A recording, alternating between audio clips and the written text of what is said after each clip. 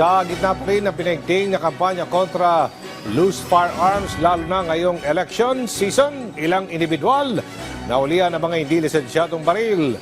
Kabilang na ang dalawang lalaki na natsempuan din na may dalang umano'y illegal na droga.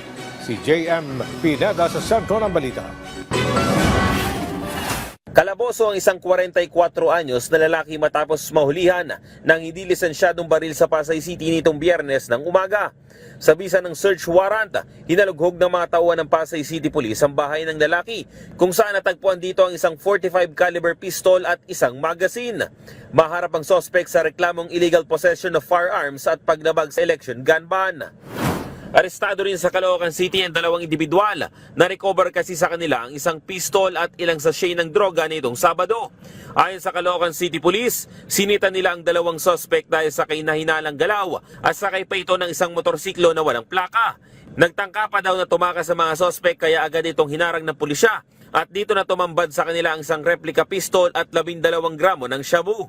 Sasampahan sila ng patong-patong na kaso gaya ng Disobedience to a Person of Authority, Comprehensive Firearms and Ammunition Regulation Act at Comprehensive Dangerous Drugs Act. Timbog naman ang dalawang lalaking ito nang mahulihan rin ng dalawang sachet ng iligal na droga habang nagsasagawa kahapon ng umaga ng routine patrol ang Caloocan Substation 3. Naabutan ng mga pulisya ang mga sospek na nakaubad sa daan na paglabag sa city ordinance. Tinangka rin daw ng dalawa na makatakas sa mga pulisya. Kakaharapin nila ang kasong resisting lawful orders at possession of illegal drugs.